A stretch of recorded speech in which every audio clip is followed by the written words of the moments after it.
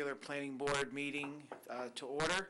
In accordance with the Open Public Meetings Act, this hearing has been advertised in accordance with law. Will you please stand for the Pledge of Allegiance? Pledge allegiance to the flag of the United States of America and to the republic for which it stands, one nation, under God, indivisible, with liberty and justice for all. If the members who just recently signed their new swearing, if you'd remain, and our attorney will swear the five of you in. I, and then you'll state, have the option to either swear. I Robert do solemnly swear or affirm solemnly swear that I will support the Constitution that I will support the Constitution of the United States of the United States and the Constitution of the state. and the Constitution of the State of New Jersey, I will bear true faith that I will bear true faith and and allegiance to the same to the governments established and to the governments established in the United States in the United States and in this state, and in this state, the authority of the people. under the authority of the people, I will faithfully, that I will faithfully, impartially, impartially, and justly perform justly perform all the duties of all the duties of planning board member planning board member of the Township of Franklin of the Township of Franklin, according to the best of my ability. according to the best of my ability, Help me God. so help me God.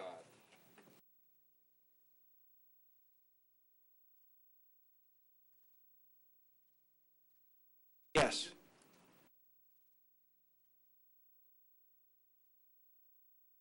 The next matter is the reorganization.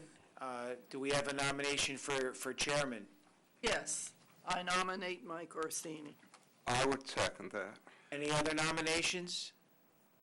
Nominations are closed. All in favor? Aye. Opposed? Mike, it's your meeting. Congratulations.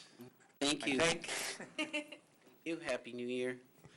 And thank you once again for your confidence in voting me chair. I appreciate that. I would like to nominate Cecile MacGyver for vice chairperson. And second? Any other nominations? I move the nominations be closed. All in favor of that? Aye. All in favor of Cecile MacGyver as vice chair? Aye. Aye. Nays? Okay. Vice chair? Ma- Yet again. Mr. Chairman, in accordance with our bylaws, every year we do fair and open for our planning board attorney. We received 2 resumes. The board has asked that we interview the one. So technically, you interview him here at the meeting and ask him, which is our current attorney, any questions you wish before you decide whether you're going to reappoint him or not. So that's the process. Okay.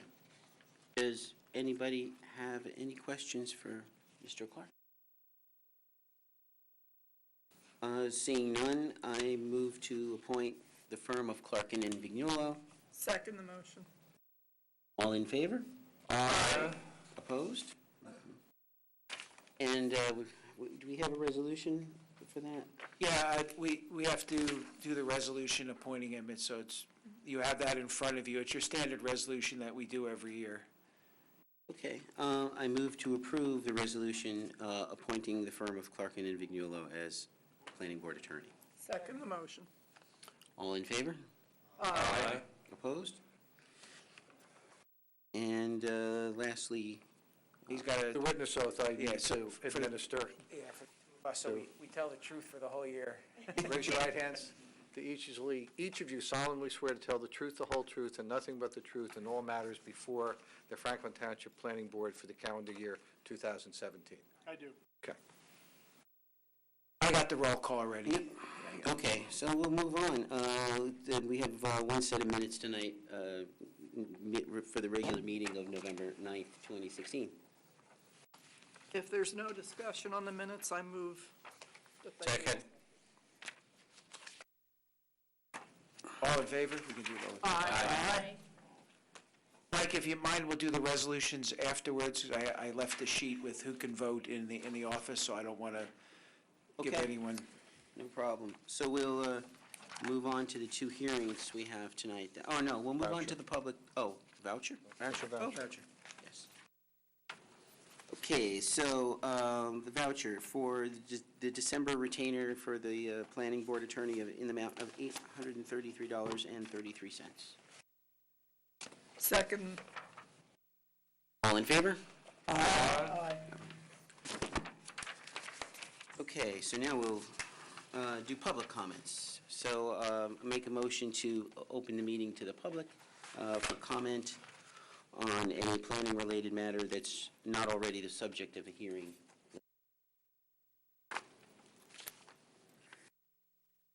Second. All in favor? Aye. Meeting is now open to the public.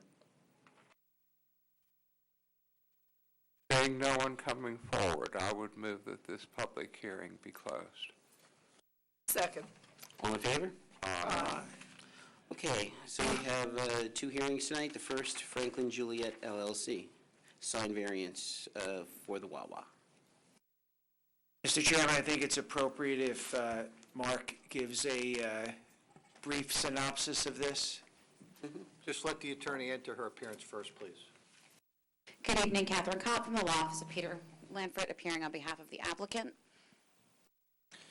Yeah, I'll just give a brief summary. I mean, this is the Franklin Juliet Wawa application that was approved sometime last year.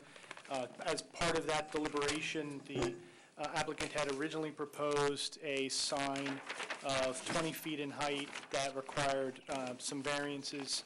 The board basically did not approve that variance. It was understood at the time that the applicant was going to, I think one of the issues was whether they hadn't proven that that sign that they were proposing at that time needed to be higher due to sightline issues.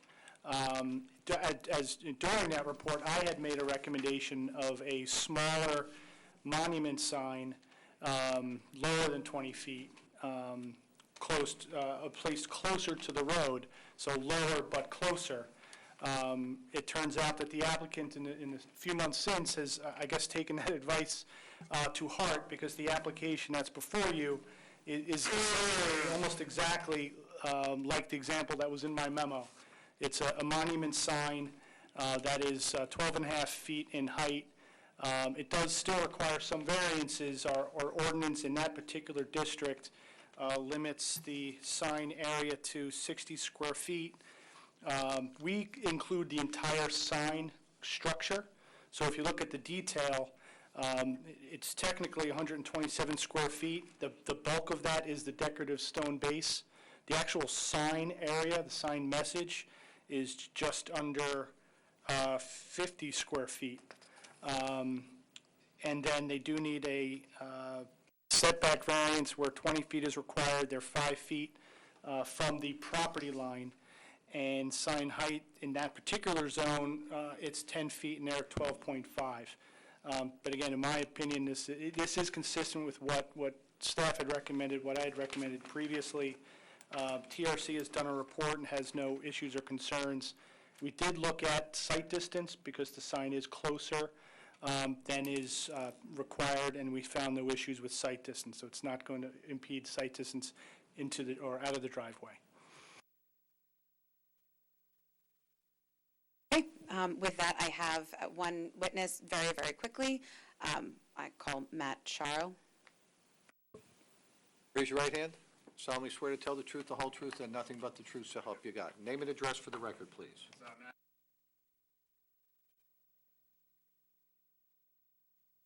Matthew Sharrow, Dynamic Engineering. Just have to press the mute button. It'll turn on. Can you spell your last name, please?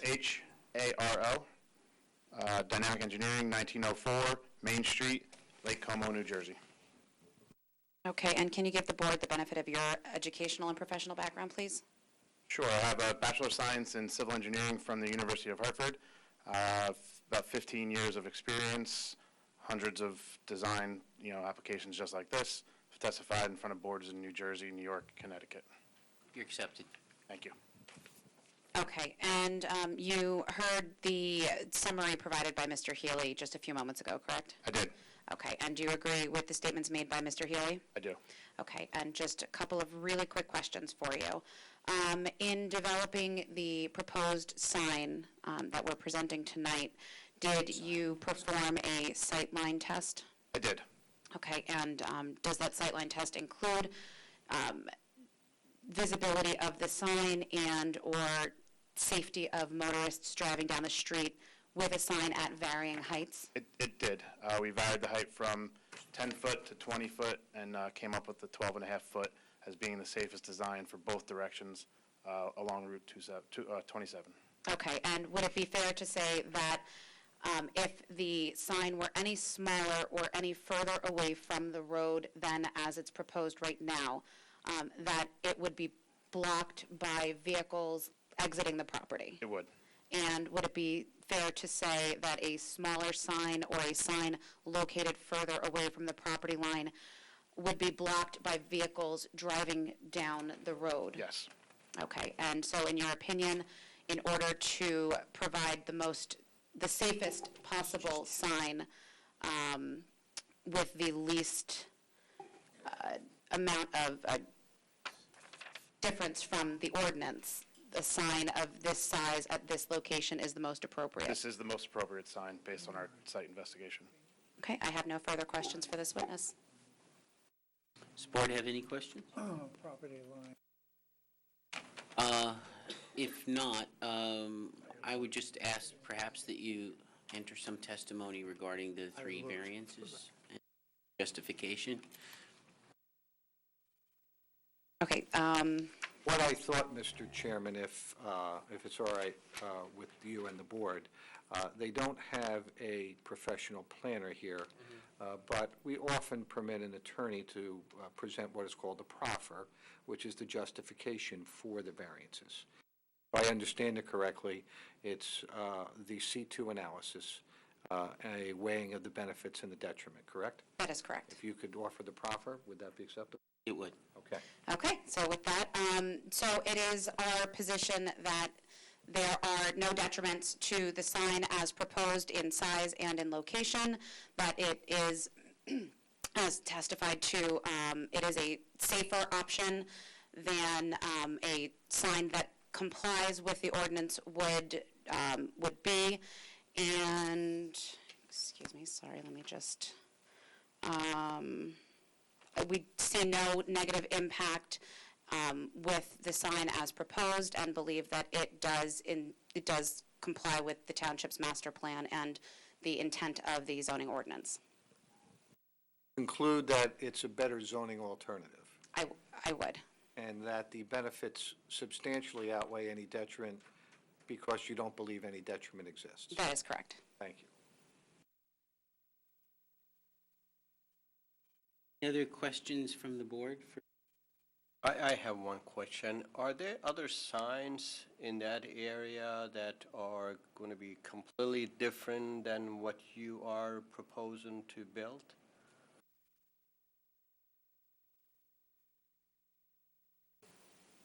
We didn't look at other signs, and we're not sure if there's anything else that's being proposed along that roadway.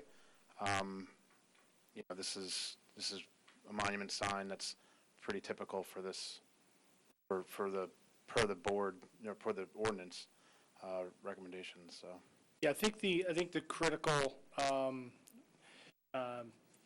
discussion is that we have design standards, and what the design standards call for is for the design of signs, and this pretty much applies to all commercial development, that they be compatible with the architecture of the main building in terms of its overall design, in terms of its use of materials, and that's what they've done here in terms of the stone base. It matches some of the architectural elements on the building itself that's proposed.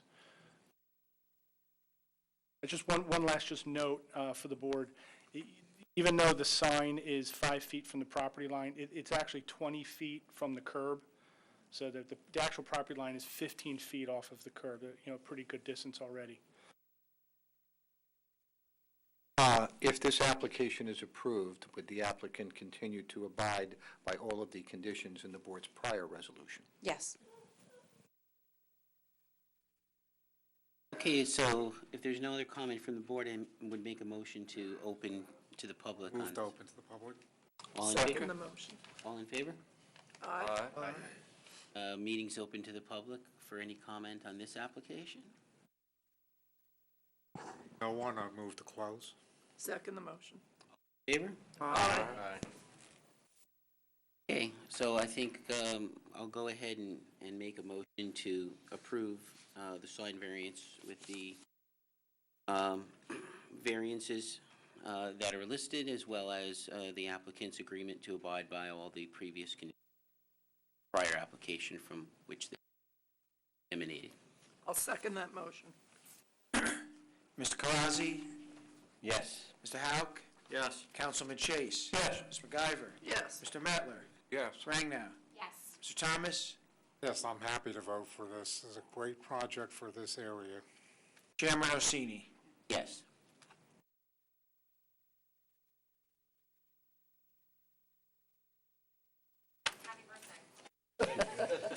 Even the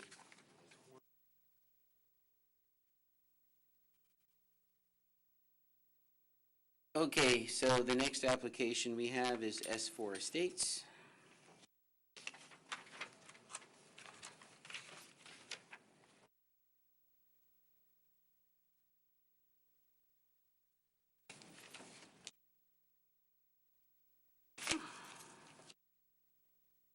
Good evening. I'm James Mitchell with Hambro Mitchell in Dayton, New Jersey, and I represent the applicant S4 Estates LLC. If you would, I can give a brief introduction to the application, but I'll certainly defer to your staff if they wish to do that. Do you have any witnesses? We do. Oh, okay. If you want, would you like them sworn all at once? I have 3. No, because we may have to look at their credentials. Okay. Keep your intro short, like to, Yeah, I think so. A paragraph and a half. okay. And I'm a fast speaker. Tonight, we're seeking your approval to develop a 15,000 square foot building on what's currently 2 lots on Route 27. Those are block 34.10, lots 3201 and 3301. Combined, they have an area of approximately 1.84 acres, and they're both located in the NB Neighborhood Business Zone. In particular, the applicant seeks site plan approval together with sign variance approval to permit a total sign area in excess of 100 square feet and less than 20 feet from the road, as the ordinance would require, so as to allow the use of a staff-recommended monument-style sign, and a sign variance to permit frontage on the south, that is the Route 27 side frontage, which does not actually have entrances and would accordingly, if there were doors in that entrance side, the signs would be permitted. Those are the 2 variants we're seeking, and we also, I would note, we would also request any necessary approvals for the proposed consolidation of the 2 existing lots. With me tonight, I have our architect, Bill Duran, our civil engineer, Dan Duran, and our traffic expert, Scott Kennel. We also have the principal of the applicant available in case there happen to be questions directly for the applicant. That would be my summary. All right.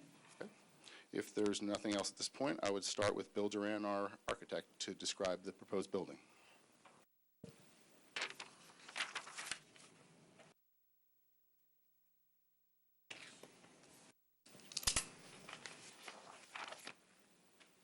Raise your right hand. Solemnly swear to tell the truth, the whole truth, and nothing but the truth, so help you God. Name and address for the record, please.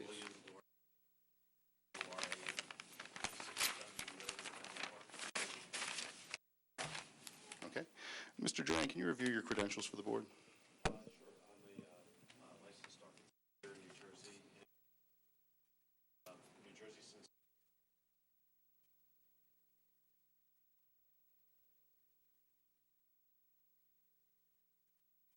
You're accepted as an expert.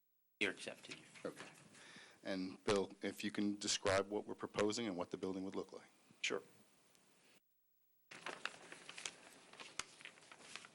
This is a one-story retail center. We are proposing 4 units within that building. The primary material on the outside, well, you all have the elevations there. The south elevation on the bottom of drawing I think yours is A1 there, will show the elevation that faces Route 27. And the bottom elevation on the next sheet, which is the north elevation, is the elevation that will face the parking lot. So in essence, we basically have two fronts. We don't really anticipate anyone coming in to the building, any of these units from the Route 27 side. Don't really anticipate many walkers. What we're anticipating is that everyone will park in where the parking lot is in the rear of the building, and they'll walk into the entrances that are on the side of the building that faces away from Route 27. The materials that we're going to use are a light stucco on the main part of the building with various architectural details. We have some pilasters that run vertically to break up the long horizontal look of the building. We have some details at the top cornice around the perimeter of the building. We're proposing stone on the base of the building, all the way around the building, except for the west side. We will not have any stone on the base there, but the other three sides will. And those three sides are the sides that the public would travel when interacting with the building? Yes. Okay. We are in conformance with any of the height restrictions and meet the zoning code for any of the height requirements. Okay. Was this design reviewed by the Historic Committee? Yes, it was. And we received approval from them, is that correct? Yes, we did. Also, with respect to lighting, can you describe what the building lighting would be proposed as? We had anticipated that there would be some gooseneck type lighting on the building. We have some canopies on the back of the building. We might have some lighting under those. That was it on the building. Okay. And while I've interrupted your flow, in terms of signs, other than the variances I described, would our signs otherwise be intended to comply with the code? They will. The signs will, any of the building signs will meet the ordinance. Okay. I was wrapping it up. Okay. All right. Are there questions on the design of the building proposed? If I could ask one question, so that the building-mounted signs that you need variances for is the side of the building that's facing Route 27. Is that right? Well, it is. I think we would meet the ordinance if we had entrances on that side. Okay, and that's a clarification I'm trying to make sure the board understands, that the elevation that's on sheet A1, that's the side that is going to face the road. The way that they've designed the site, consistent with design standards, they've put the building in the front and the parking in the back. The entrances to the actual retail stores is going to be from the back to where the parking is. The facade of the building that faces the street, the architect has designed it so it kind of has the appearance of a front. We don't want to be looking at the back of a building. So when I look at A1, if there were technically customer entrances, they wouldn't need variances.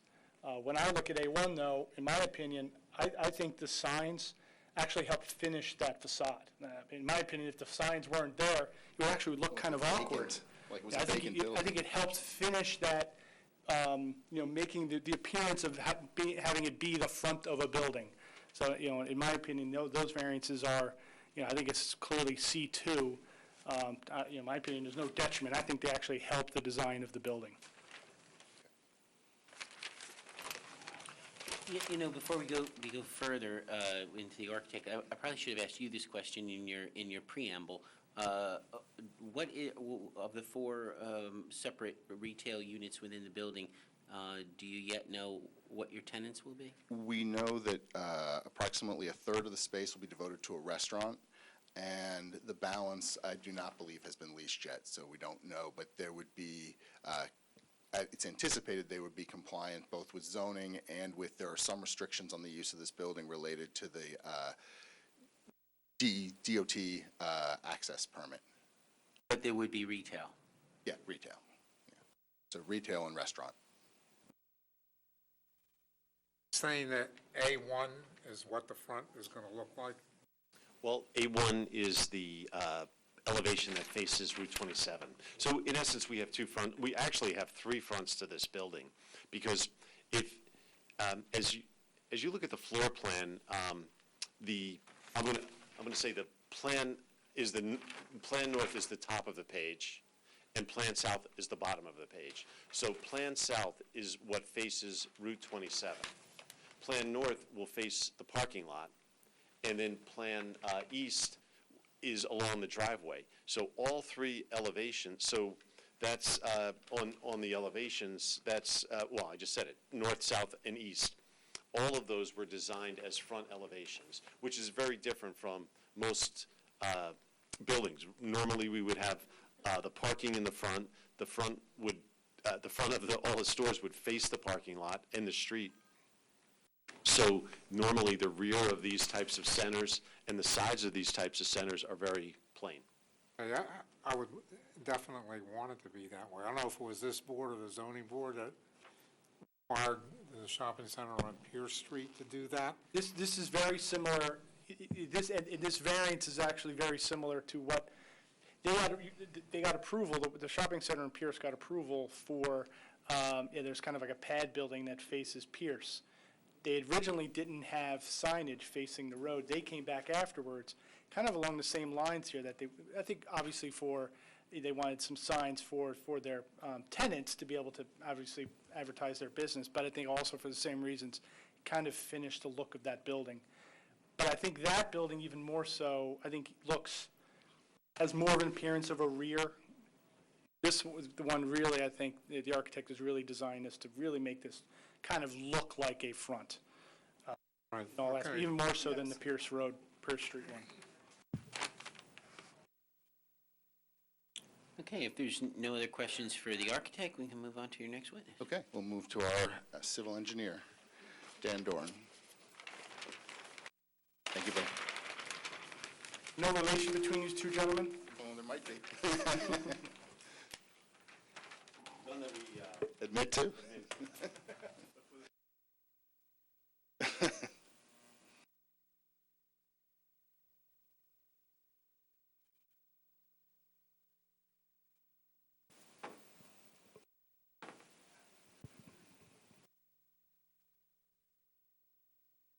Raise your right hand, solemnly swear to tell the truth, the whole truth, and nothing but the truth, so help you God.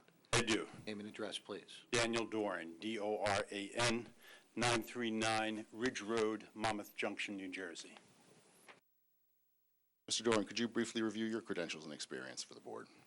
Yes, I'm a licensed engineer, land surveyor, and planner here in the state of New Jersey. I've been a member of the firm of William Dorn and Sons for over 35 years, and I've previously testified in front of this board and boards similar to yours throughout the state. You're accepted. Thank you. And Dan, if you could just dive right into describing what we're proposing at the site and how it fits in with the surrounding area. I have one exhibit. It is a highlighted, enlarged version of the site plan that was submitted with the application. It's dated today, and it's marked Exhibit A1 at the bottom of the page. All right.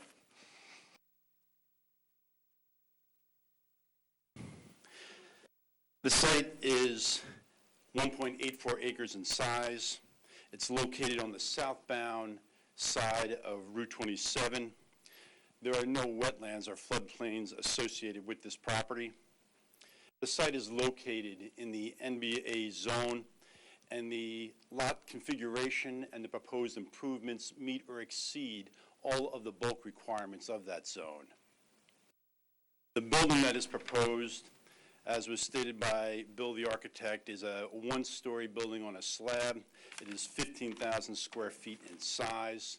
It'll be serviced by municipal water and sanitary sewer.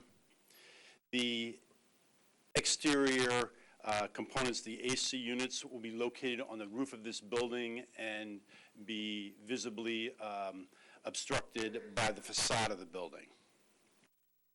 There is one two-way driveway that is located on the east side of the building and of the site. This driveway will have left and right turns into the site and will only have right turns out of the site. People exiting the property will have to exit and go only in a southerly direction. That drive will be 25 feet in width. The driveway will lead to the parking area that's located in the back of the building. The driveway, the parking area will be asphalt, and there will be curbing delineating that driveway and parking area. The size of the building and the proposed use will require 75 parking spots, and we are supplying those 75 spaces. The spaces will be 9 by 18. The aisle widths where the parking areas are located is 26 feet wide. There are walks around the entire building on the east, north, and west side of the building. There is also a proposed sidewalk along the entire frontage of the property. Those walks will connect the existing walk on the west side of the property and on the east side of the property. There will also be a walk that will traverse along the west side of the driveway, connecting that Route 27 walk to the walks that go around the perimeter of the building. There will be one monument sign. It's located in the center of the building, approximately 8 feet beyond the property. The sign itself will be approximately 17 feet from the curb line. Say 8 feet behind the property. You mean front setback? From the front property line. Right. Yes. Thank you. It will be set back 8 feet from that property line. This monument sign will have a 3-foot base. The message area of that sign will be 100 square feet, which is what the zone requires. But the overall size of the sign with the height of the base and then the decorative top of the sign itself, the sign will be approximately 156 square feet in size. And as stated by the attorney, that we are seeking a C2 variance for the size and the location of that sign. The size of the sign is supposed to be 100 square feet, but due to the overall dimensioning of the base and the top of the sign, it brings it up to that 156 square feet. And we have also moved it closer to the front property line. Rather than being the required 20 feet, it's at 8 feet. That sign will not be in any sight lines of the driveway. And the variance for that sign can be granted if the purposes of zoning are promoted. And when you look at the purpose designated as Purpose M, which speaks of the aesthetic value of the proposed sign, that will be a much more attractive sign than what is permitted in that zone, that being a freestanding sign 20 feet high. And we have tried to have that sign mimic the facade of the proposed building, And with the look that it has, it will be externally illuminated and, will certainly be an added attraction to both the site and to the visibility of the people that are passing by.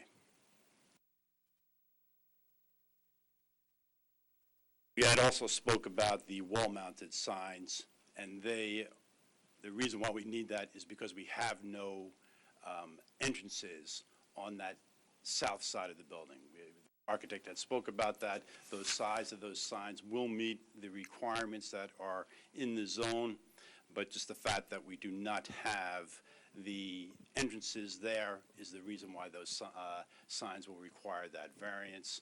But those signs will also not only allow the people traversing on Route 27 to know the occupants of that building, but it will enhance the look of the building itself.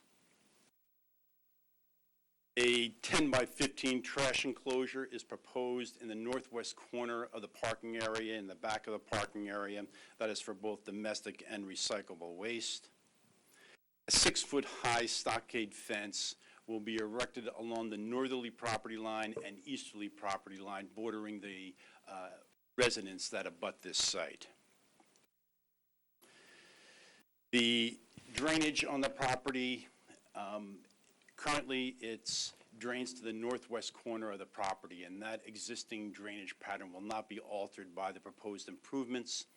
A stormwater system has been designed for this site and will meet or exceed all of the requirements for the stormwater ordinance. As far as landscaping is concerned, there will be a dense row of a variety of evergreens along the easterly and northerly border of the property and along the westerly border of the property. There'll be a variety of shade trees planted along the curb line and the perimeter of the parking area and in the parking aisles, or islands rather, I'm sorry. This proposed landscaping will meet or exceed both the tree removal requirement and the buffering requirement of the ordinance. One change that the applicant is proposing to make is we had originally proposed flowering evergreen shrubs along the frontage in between the building and the sidewalk. But the applicant would like to remove those shrubs and replace it with shade trees in accordance with the ordinance. There is also a number of shade trees that were planted along the easterly side of the driveway.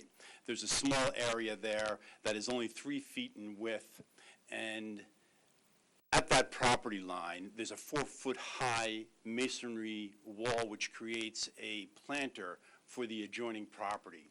And in that planter is a dense row of evergreens. And not only I'll say the lack of width in between the curb and the wall, but also the fact that the existing evergreens will dominate those few shade trees that we had proposed. We prefer not to put them in and rather put them in along the frontage of the building. So that's the only change that we're proposing from what was originally submitted with the landscaping plan itself. Shown on those new exhibit? Yes, they are. There are 3 shade trees shown on that exhibit in between the building and the sidewalk. That cluster of shrubs and the 1 shade tree on the east side of the driveway, that was originally put in the plans, and they will remain. As far as lighting is concerned, there'll be a number of fixtures on the driveway and in the parking area itself.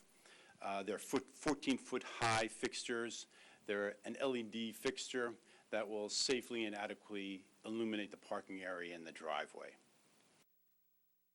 We are in receipt of Mr. Healy and Mr. Vega's memos and of the fire officials and the sanitary sewage authority's memo, and we are in agreement to be able to adequately address all those items in those memos.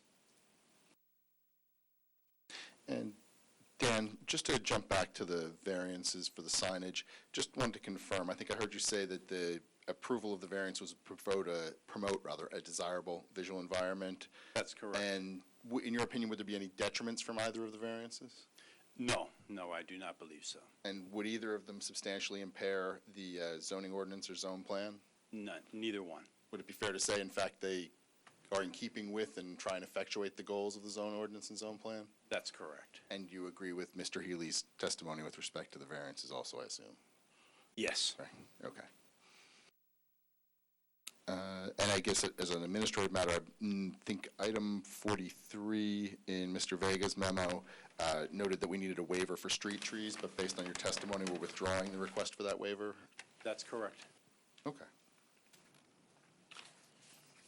So that was comprehensive, and so there is nothing in any of the staff reports from a planning or engineering point of view that you feel you can't comply with or need to discuss with the board? Beyond what you've already. Beyond what we've discussed? No. And there's the report of fire prevention and sewer. We're Excuse me if okay you- with both of those also. Okay, thank you. Okay, so now, On the northern perimeter, evergreens and parking lot is a blank wedge. Is that grass that's going to be in there? Detention basin, I believe.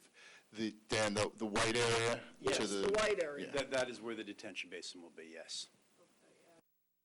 Grassed or, It'll have a grass bottom, it'll be a block walled basin, there'll be a 4-foot-high post and rail fence around the entire basin. And just so the board is aware, so, again, so I guess if we're assuming north, it's tough when north is diagonal on a site, but I guess we'll say north is to the left left. and east is up. So those are the two portions of the site that adjoin residential properties? That's correct. And those are, along those boundaries, it's a 6-foot-high fence, Vinyl stockade fence. vinyl stockade fence, and then behind that are mixture of evergreen trees, 6-foot-high at least at planting. That's Is that correct. Okay. And the number, the code or the ordinance dictates the number of trees that they have to provide based on the amount of impervious surface, and they do comply with that number. So they do have the required number of trees. Carl? And could you describe where the loading and unloading area? Gas trucks or deliveries? The largest truck that we are anticipating to come to the site to make any deliveries is a 30-foot truck. And the applicant has stated to us that they will arrange for when those deliveries would be made. And it would be at, I'll say, the least times, most likely in the morning times when the delivery truck would come.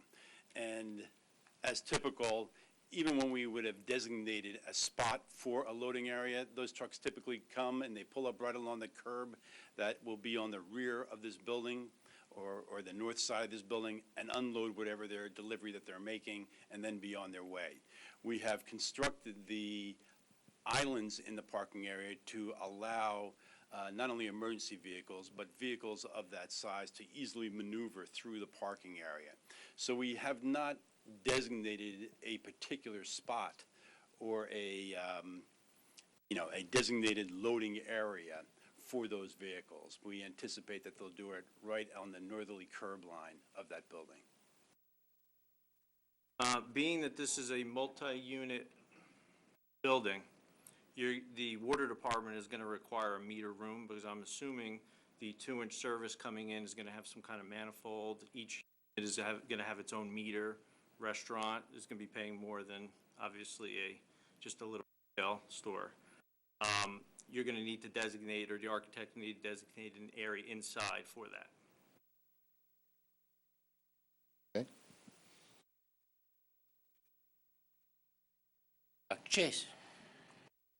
About the 37-inch tree on the westerly border, which Mr. Healy has questioned the survivability of. I would certainly like to see it survive, and what I would suggest is if you could move the steps that are shown on the plan a little further north, that is away from 27 and away from the tree, and you could also round off the corner of the parking lot there. I mean, I don't, if you have a smooth curve around in that corner, then the pavement doesn't go quite so close to the tree, but it's the impervious surface that you're eliminating is really not useful impervious surface since it's not part of parking.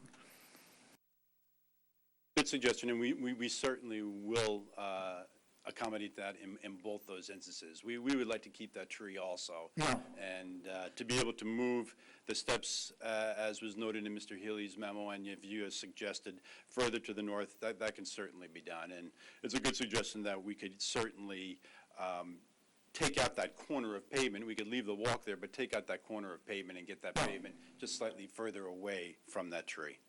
No, actually, you wouldn't. The pavement along the front of the building, beyond the entrance to that unit is not, doesn't really serve any purpose. You need to go as far as the entrance to the most westerly unit, but. I think there are service doors on the east side that they wanted a hard surface going around the corner of the building and down the side. Is that correct, Dan? That's correct, but we could maybe. certainly work that and maybe possibly keep that a little bit more narrow, yes. Now, have you considered using a permeable surface, such as permeable asphalt, for the parking lot? We were utilizing a underground retention basin for the collection system of the building in order to meet our recharge requirements. And then we have a treatment device and the detention basin in order to meet our water quality. We did not look at the permeable pavement for the site.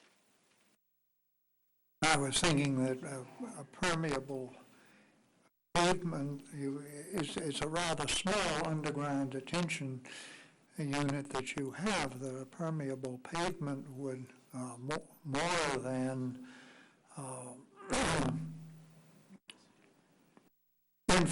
would infiltrate a lot more water than just the rather small underground detention facility you had, although I suppose that your theory is if that's for the building, you're just piping directly into it. That's correct. Yes, we're collecting all the water that's created by the building and putting that directly into that recharge basin. Now, where the outflow from the detention basin, where does that go? Where does it deliver the water to? It will be controlled to a much slower rate than what is occurring today. And the water from this site does go in that direction, out our northwest corner.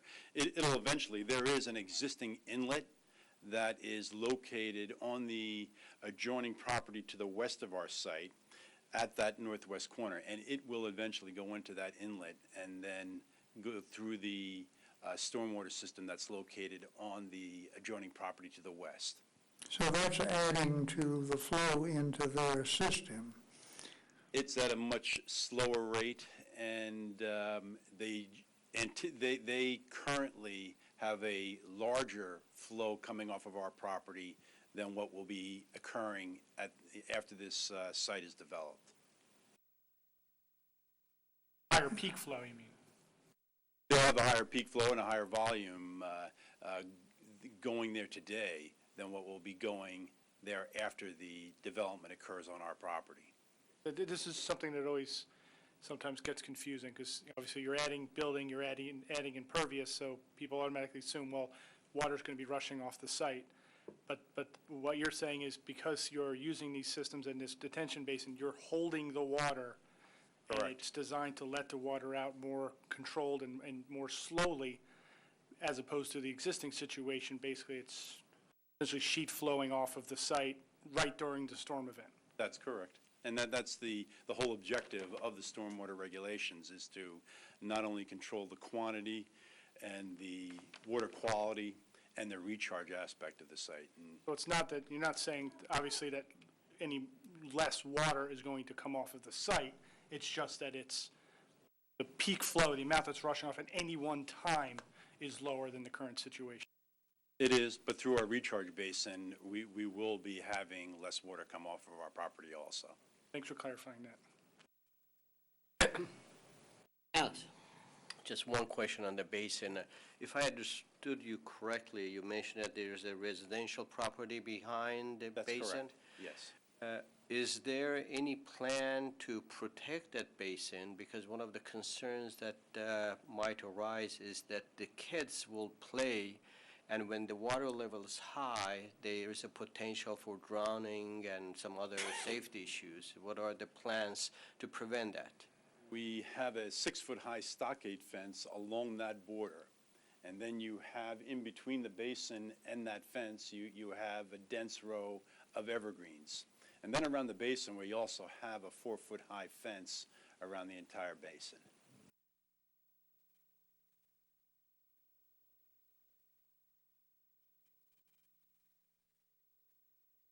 Mr. Doran, if I understand your testimony correctly, the sign variances together will promote traffic safety, is that correct? Yes, they will. Okay.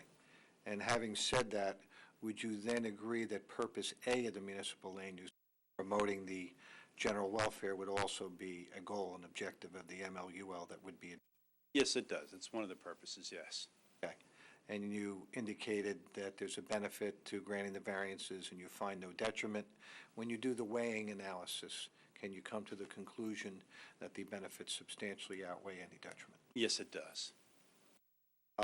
And are we going to consolidate these lots by deed? Yes, you will. Thank you. Any other questions for this witness? Just about the lighting in the parking lot. I assume that measures are being taken to try and prevent that from spilling over onto the adjoining properties. Yes, they certainly will be, yes. There'll be no, I think it's a tenth of a foot candle at the property lines is what we have to maintain, and then a half a foot candle throughout the parking area and the driveway itself. Second question, is it proposed to keep those lights on all evening, or would there be a time when they could be shut off? Yes, they'll be on a timer, and they'll be shut off an hour after closing. Which would be about when? I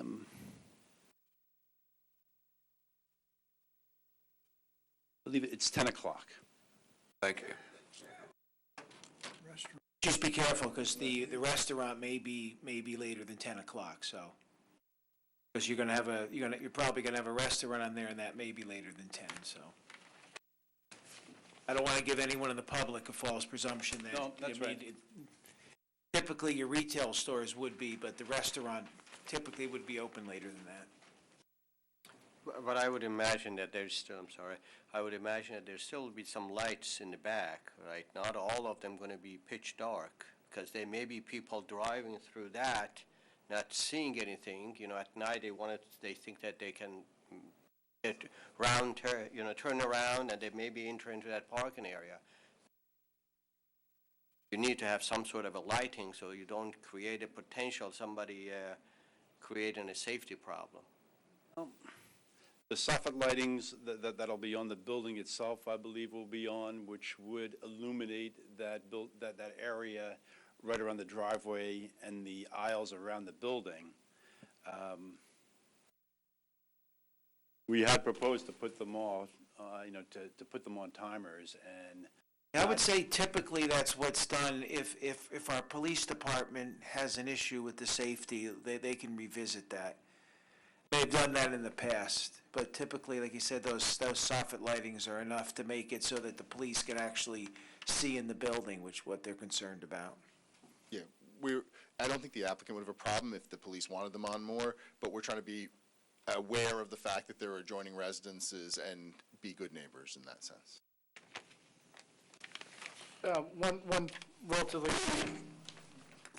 relatively minor suggestion. You have a good number of trees between your parking lot and the adjoining commercial shopping center. I think some of those trees might be put to better use. Between the parking lot and the detention basin, you do have some deciduous trees that are kind of supplementing the evergreens.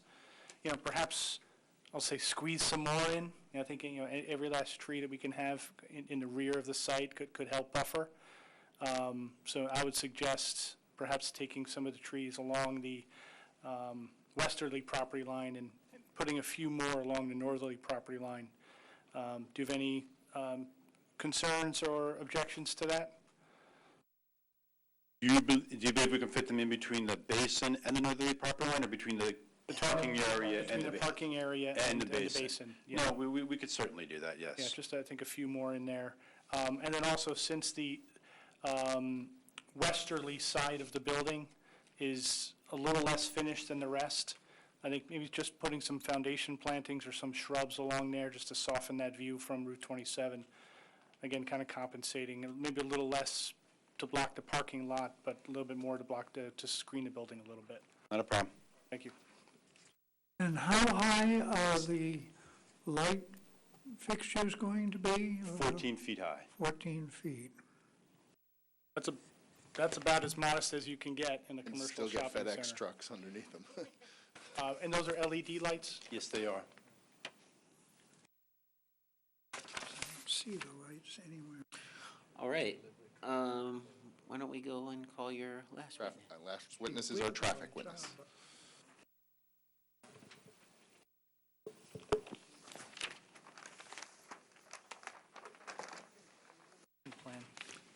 A lighting plan. Solemnly swear to tell the truth, the whole truth, and nothing but the truth, so help you God. I do. Name and address, please. Scott Kennel, Kennel, with McDonough and Ray Associates, 1431 Lakewood Road, Manasquan. Do you review your experience for the Yes. board?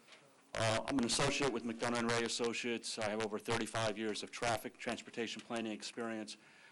I testified on the prior application on this property 3 years ago. I've appeared before the zoning board and 100 other municipalities in New Jersey. You're accepted. Thank you. Okay.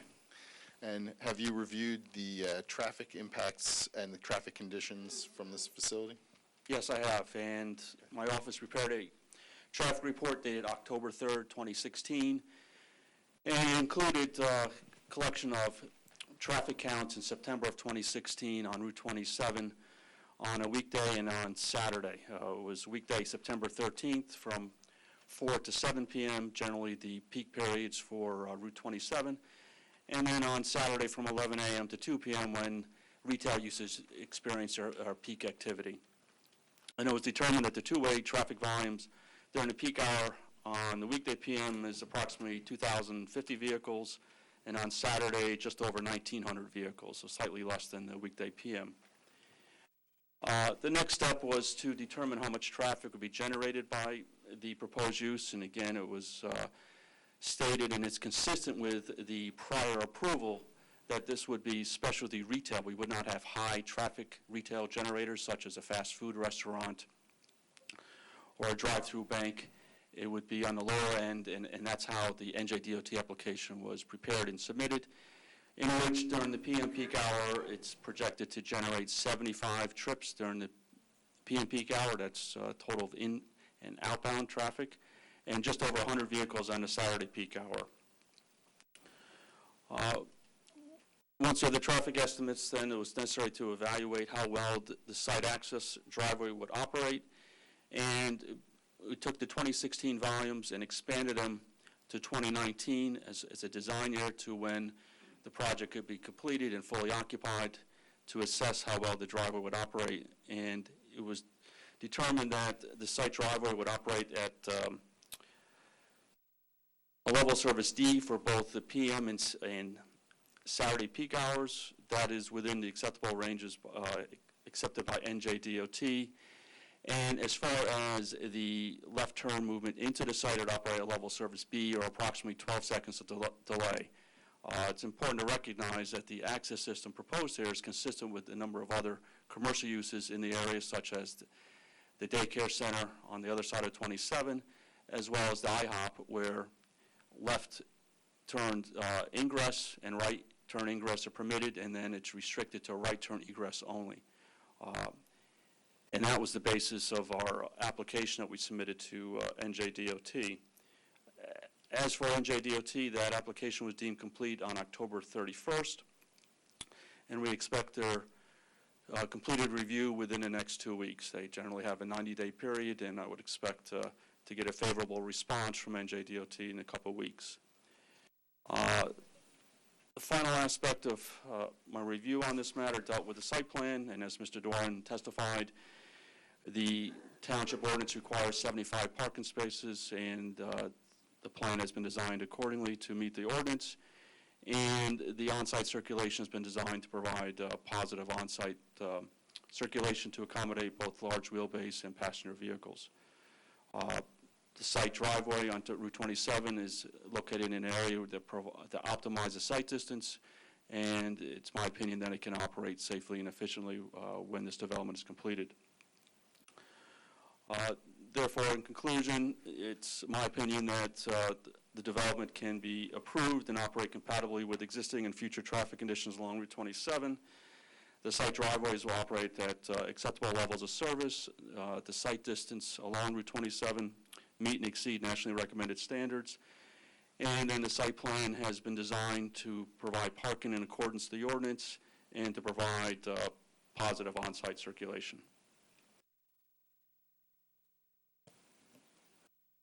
So just to clarify, you had said the DOT, you're anticipating that DOT is going to place some restrictions on the type of businesses that can be in there?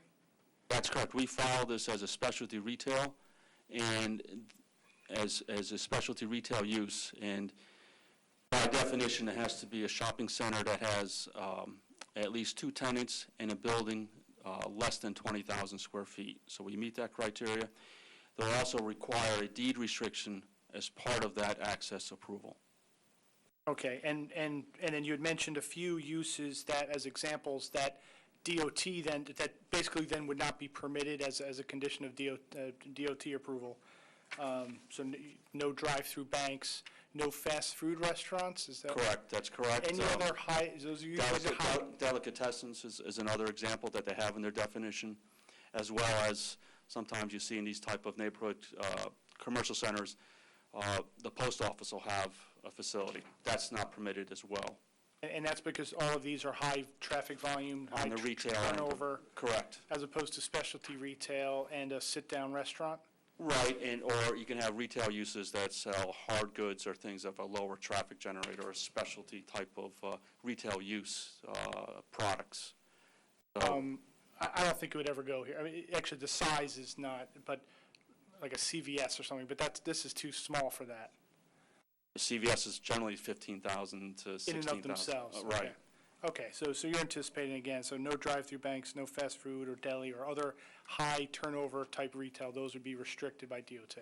Correct, and we can provide copies of the DOT access permits upon receipt. Yeah, I think we would need to know that just in terms of, for future reference, in terms of future tenants, and we need to know from the zoning perspective. Thank you. You're welcome.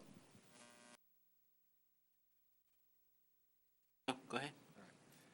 Mr. Kennel, would all drive-through uses not be permitted under that specialty retail definition? Yes, I mean, it basically is covered through banks or fast food restaurants, correct. Or, for example, a drive-through Starbucks? That would fit the criteria. I mean, a coffee shop has a higher traffic generation than a fast food restaurant.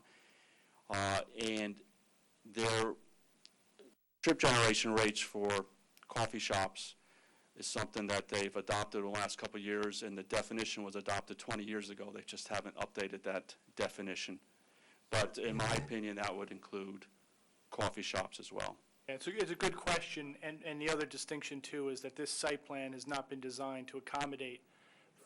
They would have to completely redo their site plan to accommodate for a drive-through. Okay. And DOT would take notice of that as well. Okay. Regardless of DOT's decision, would you agree as a condition of any approval this board grants that would only be specialty retail? That's the basis of our NJDOT application, I would say yes. Okay. And Title 39 jurisdiction will be afforded We're the township? We're agreeable to that. Any other questions from the board for this? Ed? Well, I'd just comment that I would never try to turn left into this site, just as I never turn left into the Tasty Sub Shop. I only go there when I'm southbound. Brutal trying to turn left there, which is, of course, why it's absolutely forbidden to turn left coming out. Understood. just to clarify, that the agreement to restrict it to specialty retail, that includes sit-down restaurant, is within that same definition? Well, DOT qualifies as fast food, a high turnover. Sit-down restaurants are not referenced, and in my opinion, are not included because there's a lower turnover.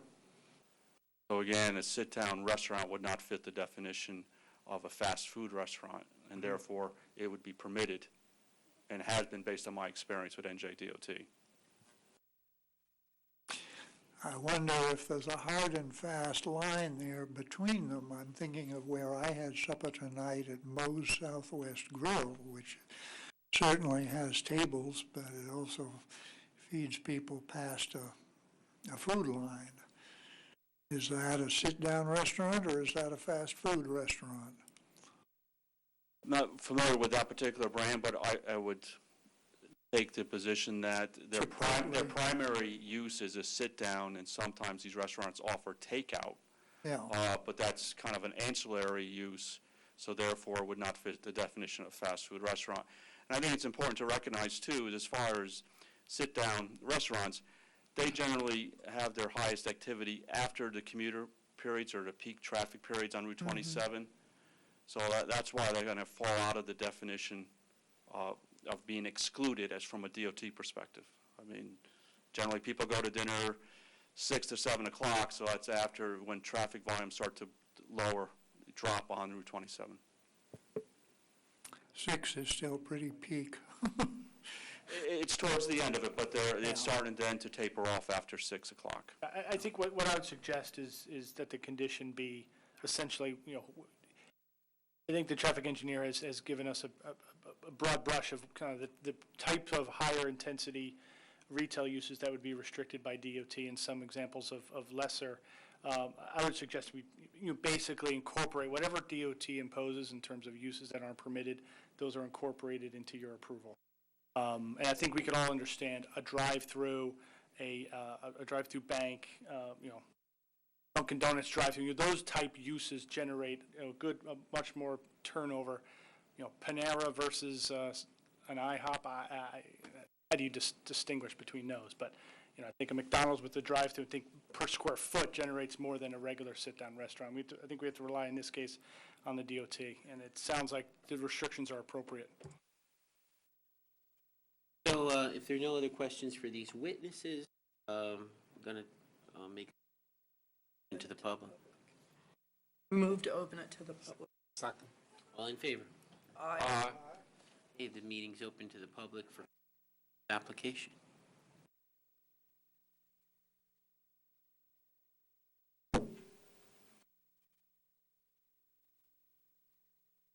What? That's on. Is it on? Oh, you're good. What do I do now? Give you my name? Okay. Keith Stensland. I live at, I own the property at 23 Pleasant Plains Road. I've been on Pleasant Plains Road for almost 40 years. Hey, can you raise your right hand? Sure. Solemnly swear to tell the truth, the whole truth, and nothing but the truth, so help you God. I do, sir. Please proceed. First of all, I don't think we would have any issues, and I think I could speak for my neighbors, if we knew Chauncey's was going in there as a restaurant. And if that could be arranged, I think it'd be a great marriage for our neighborhood. That being said, we do have some concerns, and one of them, let me talk about my property, which is where the retention pond is on the north end there. And Mr. Doran mentioned there's no wetland problems there, but that's because that property's been built up over the years. And even when I was dealing with the IHOP application, they were kind enough to try and work it so my property drained properly, but I still have a major problem with property in the water in the backyard flowing through my front yard, and I think a lot of that has to do with what's coming off Chauncey's. Now, there's an elevation of 3 to 4 feet from my back property line where the fence is to the top of Chauncey's property line. So I am concerned a 6-foot fence, and I appreciate that, and I would kindly ask on that it be a cedar stockade, or not stockade, but shadow box. I've never seen a white vinyl fence hold up beyond a year that doesn't get disgusting or dirty or broken. But that being said, I'm just concerned about that retention pond being 4 feet above, or how that retention wall is going to be. And if it's a 4-foot retention wall, and you give me a 6-foot fence, you've only got 2 feet, basically, from the parking lot looking into my backyard. So I don't know how that's going to be addressed, because there's clearly 3 to 4 feet on one end higher than that parking lot. Certainly the trees will help over time, but I don't know what your thoughts are on that, but I'm certainly concerned about that. You can grab a microphone and answer him. The basin itself will have two different elevations. The side of the basin that's closest to the parking area will be just slightly lower than the parking area itself. But then there is a drop of about almost 2 feet between the side next to the parking area and the side that'll be closest to the northerly property line. That's as far as the basin question goes. And that will be a dug basin. It will be in the ground. It's not going to be built up so that you're having this basin sitting up out of the ground. It will be in the ground. And the flow that's coming off of Chauncey's, or the site today, and you described it as being the Chauncey site, that water will now all be collected, as opposed to just being run off and heading in your common boundary line. It will be collected and then gone through the system itself. So I tend to think that you're going to see a lot less water coming from this particular site towards your property. And I do see that, and I do appreciate that with the development of this property. It's just the concern of the fence being 2 feet off the ground as opposed to being in the parking lot, or 3 feet.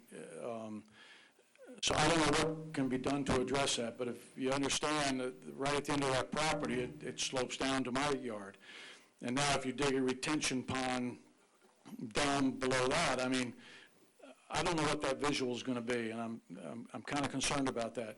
I am content with the fence that Chauncey's ended up putting up when they expanded their parking lot. The previous owner, Joe, arranged to have, or the board may have dictated that, but I'll be happy to get that replaced. But there's a lot of woods, a lot of stuff that grows back there that gives me great coverage, but now that's all going to be gone, and I see eventually we will have trees that'll grow up over the fence and stuff, so I think we'll be fine there. So that's one of my concerns. Now, clearly when we start digging, though, that there was an old woodshed back there with a lot of chemicals, Ken's Woodshed. So I am concerned about when digging down there that you may find a lot of litter and a lot of stuff. I know we kind of went through this a little bit with IHOP proposal because of that ground. So just be aware of that. That was a pretty big dumping zone back there in the day when we bought that house. What else? The fence, I would ask, rather than white vinyl, and I think the neighbors that are here would agree that a cedar shadow-type box fence would be more appropriate if possible. Do you have any response to that?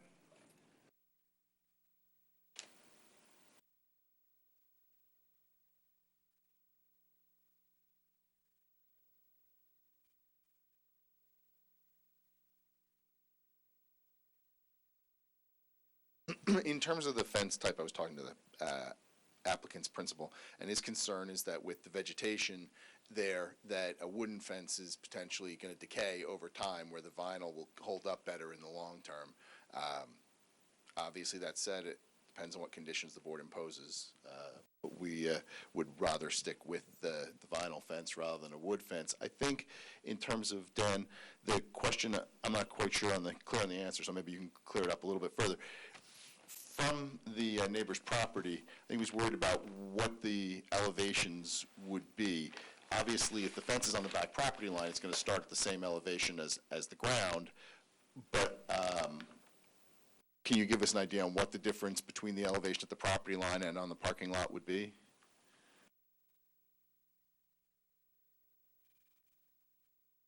The parking area itself at its highest point on that northerly side is going to be approximately 4 feet higher than that southerly boundary. Okay. I mean, that northerly boundary. And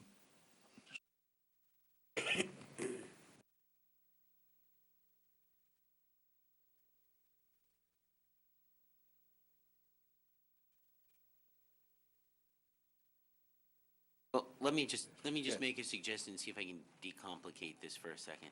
So, could you assure that your net height of the fence is going to be 6 feet?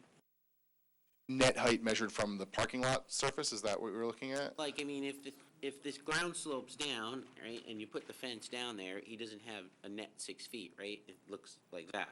Right. But if the fence is really 8 feet tall, but it's a net of 6 because it's 2 feet, still getting 6 feet, that's Right. all. If you I can guess assure that. if that would be a condition, I would just ask that also grant any necessary relief, because it sounds like there's a good chance that fence might exceed the height limits for, I assume it's a 8-foot or 6-foot in this zone. There's no height limit. Oh, no, okay. If it exceeds 6 foot, you just need a construction permit. Permit, okay. I don't necessarily want to go higher in the backyard like I got a Wrigley baseball field back there. No, that's not what I'm saying. I'm just saying that, if the fence would otherwise slope down because the ground slopes, right? The fence is still 6 feet, but that's not your net, really. Right. You're looking like you just described, right?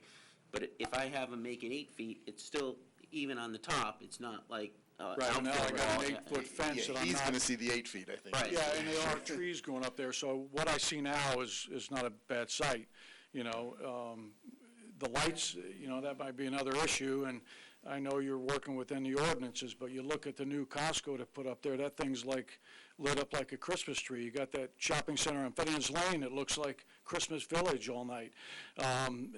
So we're very concerned about lighting and what we see from the backyard, and I know based on what you said, you'll keep it within whatever the ordinances are, so. My concern is just that retention pond and that slope and what the ultimate visual.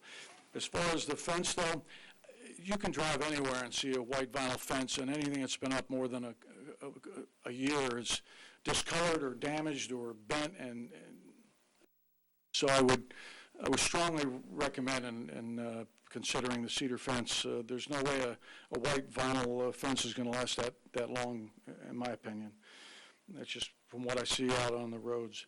The other big issue is the entrance to this thing. I mean, we talked about this back during IHOP, and making a left or getting into that parking lot, and you mentioned, DOT on top of it, but clearly they're not on top of the problems we have on Route 27 through Franklin Park, South Brunswick in there. It's a disaster, and we just keep adding development on it. And I understand Franklin's fighting for their position because you got South Brunswick and North Brunswick all taking advantage of it. But give me a break. DOT, we can't even get out of our street, Pleasant Plains Road. We've got to turn around and go around to get out on Claremont if we want to make a left. And I know coming out of that lot, you're forcing people to go right, but that just forces people who want to go north to go somewhere and do a U-turn. So, I mean, we had the same discussion with IHOP. IHOP, at least the DOT gave them a turn-in lane, where now people are going to have to drive on the shoulder to get around cars making a left. And I know we can't stop the project, but at some point, someone's got to protect the people using that street, which is a lot of neighborhoods. There's a lot of community there, but we can't, as Franklin residents, go out, and we know not to go out certain times of the day, as Ted mentioned also. And I wish them well, but you have a ton of empty retail stores over there, so I question the project in general, and I understand it's a piece of property we want to develop, but the IHOP property's still sitting over there with half their stores empty, and I just hate to see abandoned, empty retail stores there, but I know we can't stop that. I think that's all I have to say. I do appreciate what you guys did bring, and I think it will clearly help my water situation. But I am concerned about how it ends up, so thank you very much, guys. Thank you. One thing I would note for the board is that the approval that we'd be replacing actually was not restricted to right turns out. So to that extent, it improves the traffic situation. The existing approvals do permit left and right turns off the property. Before we get to the next member of the public, I'd just like to remind you of Mr. Viga's comment 59, provide direct connection between the proposed above-ground detention basin outfall and the existing off-site inlet, where you just have a sort of a fan of riprap there, and I'm afraid that some of that water would wind up in Mr. Stensland's backyard instead of going into the inlet on the neighboring property. So, please make sure that the water goes into that inlet and not into his backyard.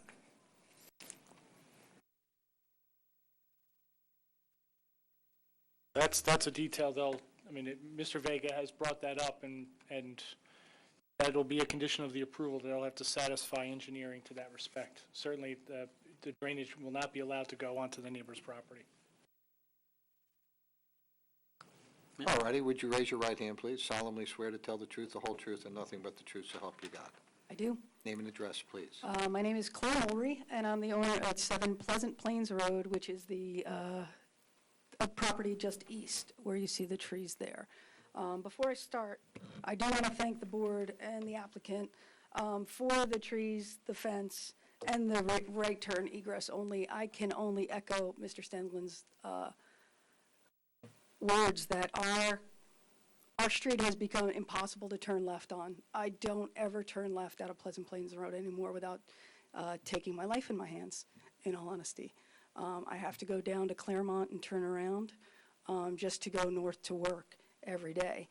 I'm very concerned about the increased traffic flow, and again, I do want to see this place developed. It's very difficult when I bought a historic home in a historic district to backing to Chauncey's to know that now there's going to be a strip mall in my backyard. That's very, very frustrating. I appreciate that you're making these things, but I echo Keith's words about the water drain off as well as the type of fence that goes in. It's bad enough I'm getting a strip mall in my backyard. I'd very much like to make sure it stays looking better. We've planted 33 trees on our property to make sure we don't see IHOP from our back door, and Kinder Castle, which is now something else. I know it's still a child care center, but I don't remember the name of it. So we've already developed this property much better than it was when we bought it 12 years ago. The fact that this was, quote, accidentally taken away, this property, and Chauncey's destroyed when it should have been protected, is really frustrating to me as a homeowner in Franklin Township.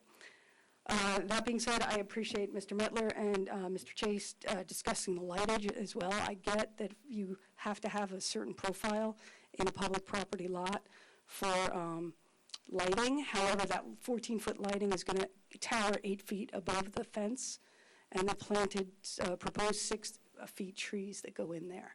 And so I would like to see those lightings capped on the each side so that that light does not project into our backyard and make it a stadium. We don't need that. We do get a lot of runoff of water from that site, and we look forward to the drainage hopefully being improved and hope that is actually the case. The other concern is the driveway on the east. We're next to Dr. Perry's, and we recognize that he has a parking lot as well, that occasionally when the church is much better than when we moved in. There's often been overflow parking onto that property as well. And will the property owners do something to make sure that if their lot gets full, I don't see more traffic into Dr. Perry's lot and then shining more headlights into our yard as well. I just heard for the first time that there'll be service doors on the east. I was just wondering what's the type of traffic that's going to expect and what hours that would be, and what are the measures for noise, and what type does that expected to be there. That being said, I really would appreciate everyone looking at the traffic again overall outside of this project, as well as the U-turns being made right on Pleasant Plains Road. In the last week, I've almost been hit 3 times coming out of my own driveway. as people are gunning that left so they can turn around from the child care center and go back without making a turn. So I think as we're looking at developing, we understand I don't like an empty lot behind my house. I really did like the historic building that was there when I bought it.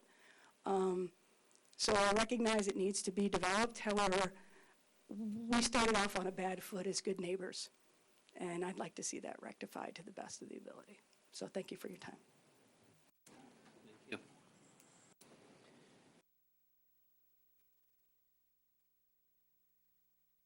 Yeah, we'll get to all the questions. Hey, my name's James White. I live 3073 Route 27 in Franklin Park. Raise your right hand. Raise your right hand, please. Plus I own property 15 Pleasant Plain Road.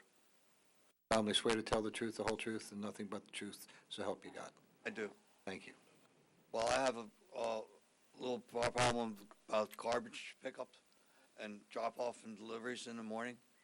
I would like to see, like, with IHOP, it's not before 7 o'clock in the morning. So you're woken up and everything. And I agree with Keith that with the water runoff, that's, you gotta look at that and everything. And the traffic coming out should be tilted more going south, because the people coming out of IHOP are still making that left-hand turn to go north. And I'm afraid that that's gonna be the same way at this place here. People even, make a left-hand turn coming out of, Tasty's Substitute, so it should be where you're made to turn, like, more of a jug handle kind of thing, coming out onto 27 than coming out, and then you can make a turn either way. That's it. Thank you. Thank you.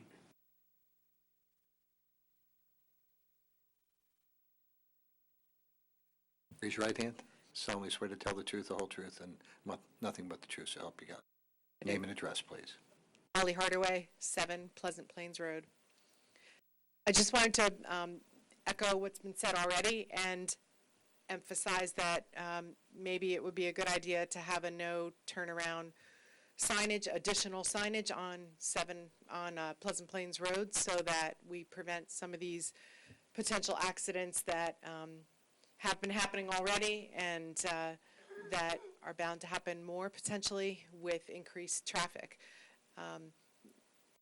They're using Pleasant Plains Road as a turnaround all the time, and so it's becoming more and more dangerous with the traffic at the church and with our driveways along the road. And I don't know if that can be rectified in any practical way, but just wanted to speak to that because it is becoming more and more of a problem, and people use it as a regular turnaround all the time. It sounds to me like it's an enforcement thing with the police.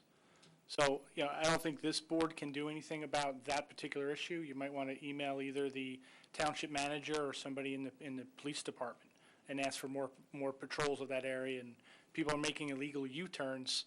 Some more enforcement might help that. Maybe some more signage might help that. The planning board doesn't place signs and doesn't enforce it. It's signage and the police department enforcing the traffic laws. Okay. At least off the site. We can control what's on the site, but not off. Yeah, the concern that's being raised is that people are making illegal turns, U-turns in the middle of the Pleasant Plains intersection, basically. On the road all the time, yeah. So that's something that's not what this board does, but police can do something about that if they're making illegal turns. Okay. I would bring that to the attention of the police department.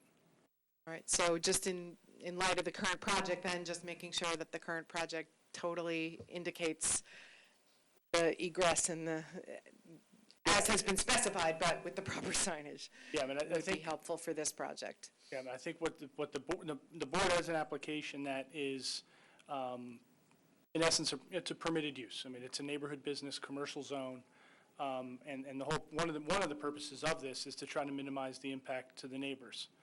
So, on the issue of traffic, it's the even more restrictive than our zoning would allow. We talked before about more traffic-intensive uses like drive-throughs, and banks and things like that, those are not going to be permitted. So that's going to help to some degree. Restricting no left turns out to Route 27, that's going to help to some degree. And then in terms of enforcement of that, the applicant agreed to, was it Title 39? And what that means is that, they would allow the police department to enforce that. So if somebody does make a left turn out of the private site, the police can actually issue a ticket.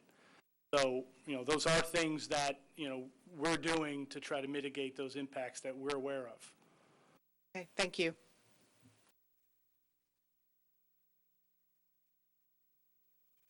Anyone else from the public?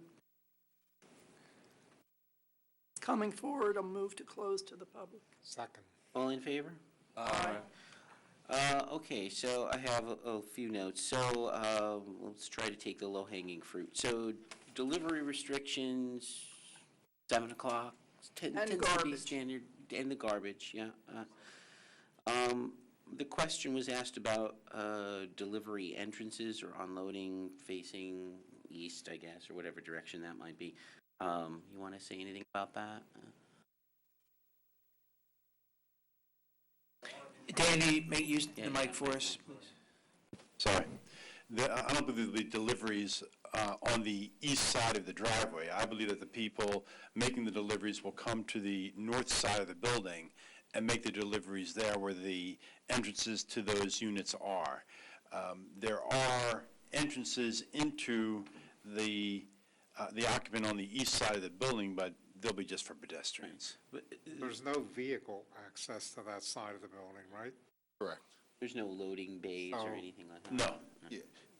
I think I actually may have instigated this. What I mentioned was we have a sidewalk on the side facing the IHOP where there's really nothing else, just because there's 2 steel doors penetrating that wall, so that someone doesn't have to walk across the grass if they needed to get in, to essentially what I would assume be back room area of the stores. That's my understanding. Yeah. No. Okay.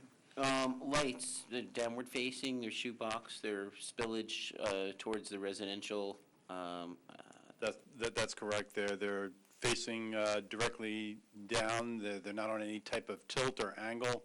They're at the minimum height of that 14 feet when it was compared to some of the other shopping centers in the area. Those poles are pushing the 20-foot height, so we've tried to mitigate it in that manner. No, 14 is good. I just want to make sure that shielding is maximum. And Yes, they will be, we can certainly do that. shut off at probably 1 hour past whatever, like Vince said, the latest closing establishment may be there, which is likely a restaurant. Regarding the fence type, I think it's reasonable for the board to, ask them to do a wood fence that's pressure treated. I think really good products exist in that line. I agree with the vinyl being easily destroyed, so if anybody looks along the vinyl fence on Cousins Lane, if you've gone over there, there's lots of holes in it, most likely because cars don't quite negotiate that sometimes, but, and that could be the case here, because you are in a parking lot and people do weird things, but in general, I think it's a reasonable that we can change the fence type to something that Mr. Stendlin's suggested. Alex? Yes, actually, I was going to make a comment on the fence as well. I moved to my new house 17 years ago, and 2 of the neighbors put vinyl fencing, and the other one put a nice cedar. He treated well, and after 17 years, that fence is holding very nicely. Every other year, I have to pressure wash the vinyl fence because there's so much mold on it. So I highly recommend staying away from vinyl fence if you could, please. Yeah, product endorsement. So those were the notes that I took. The biggest thing, I mean, as Mark said, I mean, it is zoned neighborhood business, and so there's only so much you can do. Traffic is a whole development. The only way you can deal with traffic is to zone it so that it doesn't generate that, and so that's not what the zone is right now, and I think that horse has probably left the barn. Is there a way with, and I don't want to get bogged down on this, I definitely support the no left turn from the site, but is there any construction technique that can make the blocking island a little more prohibitive to someone making a left turn out?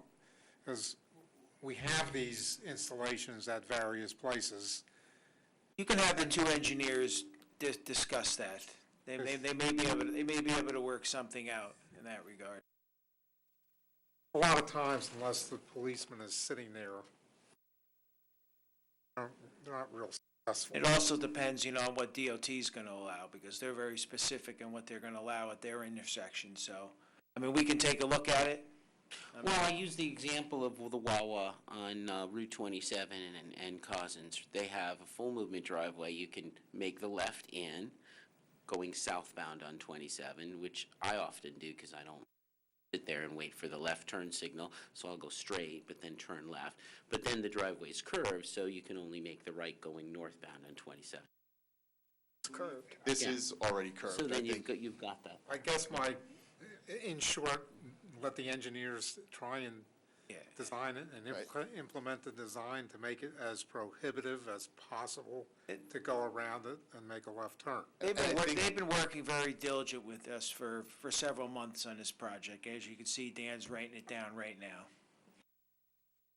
And just to be fully open, the problem, and I've dealt with other sites with this left turn, some of the most aggressive ones are sometimes not considered safe after they're installed, because I've actually had a site where they created accidents, basically. Cars hung up on curbing in the driveway and ended up being ripped out. So it's not, the applicant, I don't think has any objection to being more aggressive, but that was actually, in that case, the police I department. understand what you're saying, but couldn't we say they deserved it?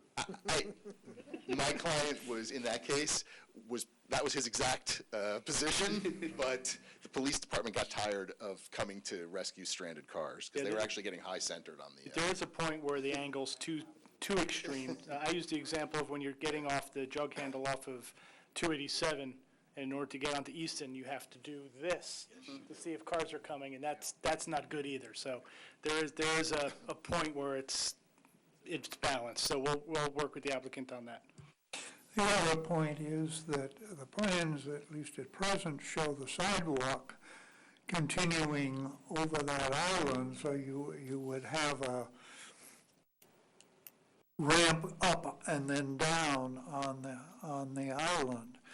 You might want to actually make the crossing for the sidewalk be further in. I don't know, but it's just another consideration to throw into the pot. How is the sidewalk? And of course, we can't quite make the connection onto the doctor's office next door, but It's actually paved in that area. yeah. It doesn't show up too clearly on the plan. Fault. Oh, good, okay. Okay. I don't, do you have any summation you want to make, or if not, I we'll would just... simply ask that the board approve the application. Okay, fair enough. I'll entertain a motion. I'll make a motion to approve the application with all the limitations that we've discussed and variances. I'll second. Councilman Chase. Yes. Mr. Howick. Yes. Ms. Karazi. Yes. Guyver. Yes. Mr. Mettler. Yes. Mr. Thomas. Yes. Ms. Ragnar. Yes. Chairman Orsini. Yes. We have to do the resolutions yet, Mr. Chairman, before Yes, we we do. adjourn? And then I think Mark has a 2-minute thing that he needs to talk about. Thank you. All right, so resolutions, as we move back in time. So we'll start with E&J Equities LLC. Move to approve. Second. Councilman Chase. Yes. Mr. Howick. Yes. Ms. Karazi. Yes. MacGyver. Yes. Ms. Ragnar. Yes. Chairman Orsini. Yes. L'Oreal USA. Move to approve. A second. Councilman Chase. Yes. Mr. Howick. Yes. Ms. Karazi. Yes. MacGyver. Yes. Ms. Ragnar. Yes. Chairman Orsini. Yes. Canal Walk. Move to approve. Can you do that? Oh, actually, I can't. No, I withdraw that. Yeah, you can't do that. I'll move to approve. Who can second it? Who can vote? Anyone else? Okay. Second. Councilman Chase? Yes. Mr. Howe? Yes. Mr. Grazzi? Yes. Mr. Mettler? Yes. Mr. Thomas? Mr. Agnat? Yes. Chairman Orsini? Yes. And lastly, the 2017 calendar. So if we take a quick glance at this, we already know that many of these meetings will be canceled. But does Hey, anybody? you know, you just jinxed that, you know that. Yeah, man. You didn't do that last year, Mike. I don't believe in jinxes. Is there anything that stands out on here as a date that we're not looking at as something that's doesn't make too much sense, or that everybody's going to be gone on, or? I'd say July 5th, I would cancel. Well, you know, all the July meetings and August tend to be light. But I'm just thinking of, you know, is there something we're overlooking here? Otherwise, it's just kind of a standard, you know, work sessions. I assume we'll still have to work on the master plan this year. That's We haven't my done update. Too much there, yeah. That's what Mark's gonna talk about. Actually, well, I mean, do we need work sessions, the third work sessions? We schedule them because if we have to cancel them, it's easier than. Better to schedule than have to do a Yeah, special it's meeting. much easier to cancel them. Got it. Do we want a meeting on December 21st? That's the other one I was looking at. Yeah. That's what it's scheduled. We probably won't have to meet, but that's. Same So thing. what is scheduled as if it's been passed down from on top of Mount Sinai? You know? But that's what we do in the bylaw office. That won't be the same, right? Yeah, I know. I think the same applies to July 5th. We will do our best to. Yeah, to- we typically don't have those meetings, but we put them there, and if we have to adjust accordingly. I take those with kind of a grain of salt anyway. But at any rate, so do we have to adopt this calendar? Do we have to do That would something? be a good idea. Well, I'll make a motion to adopt it. Second the motion. All in favor? Opposed? All right. Mark? Yes, well, quick update on the master plan. As you recall, the first half of last year, we worked on the reexamination, and I basically told you that I was going to go away for a few months to work on the farmland preservation plan, the environmental resource inventory, and historic element, which I did, working with the obvious committees, working with the Agriculture Advisory Committee on the Farmland Preservation Plan, Environmental Commission on the Environmental Resource Inventory, and working with the Historic Commission on the historic element. On each of those, I've prepared various drafts, numerous meetings with each of those committees. As recently as last night, I met with the Historic Commission, and they basically gave the thumbs up to the draft of the Historic Commission, historic element. So over the next few months, we'll present those to you at work session, so you can see them, and at the same time, then we're going to get started on some of the other elements that are outstanding, most notably the land use element, which we'll get back into. So I just want to let you know that basically what we'll try to do is, to the degree that we have a light agenda, maybe add them as a work session. If the need arises and we really need to have a good brainstorming session, we might want to actually use some of those work sessions, so we're not starting it at 9:15 at night. But just so you know, starting within as early as possibly the next meeting, we're probably going to get started on those. Sounds good. And as you know, these microphones, I can tell they're very sensitive. So they're you know, and so again, sort of ex parte conversations. Please be careful. Everyone did well tonight except for Ted. Ted, you're going to microphone training. You hit it with the plans. You blow your nose. You need to. All right. Move to adjourn? All right.